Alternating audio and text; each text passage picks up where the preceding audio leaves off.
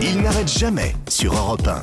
Émission spéciale Nicolas Canteloup. Une voix dans le milieu du sport maintenant, du football, c'est Didier Deschamps. Alors ça, c'est une voix attachante, Didier Deschamps. On parlait du timbre de la voix. Alors lui, au-delà du timbre, c'est une musique. C'est-à-dire qu'on sent que c'est vrai qu'en sport, en particulier en football, il n'y a pas 36 solutions. Ils sont interviewés sans arrêt, très sollicités. Soit ils gagnent, soit ils perdent, soit ils font match nul.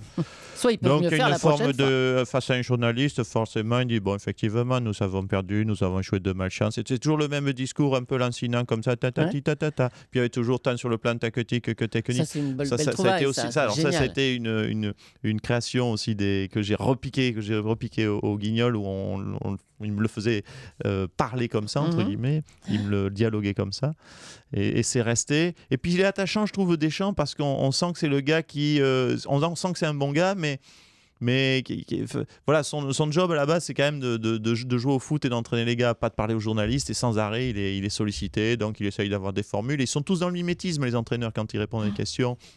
En disant, en parlant de performance, de contre-performance. Oui, donc ça, c'est facile à caricaturer. Leur vocabulaire, toujours le même, de commentateur d'un match. On a l'impression, quand on entend un entraîneur débriefer un match, que tous les entraîneurs parlent pareil. Exactement. Il y a une même musique de voix, il y a un mimétisme. D'ailleurs, comme les commentateurs sportifs, quand ils commentent un match en direct, c'est toujours la même musique de voix, il y a une forme de mimétisme, et ça se reproduit. Donc lui, c'est l'archétype de l'entraîneur qui débriefe. Et puis on sent qu'il n'est pas...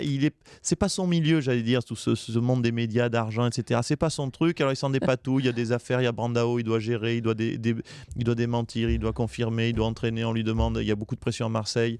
Donc il essaye de se dépatouiller. On sent le bon gars, mais qui essaye de se dépatouiller comme il peut avec ses armes et son vocabulaire, et il n'est pas toujours armé pour.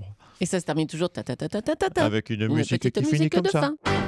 Bon, effectivement, c'est Didier Deschamps qui vous parle. À partir de là, je dois dire que Nicolas Canteloup n'arrête jamais.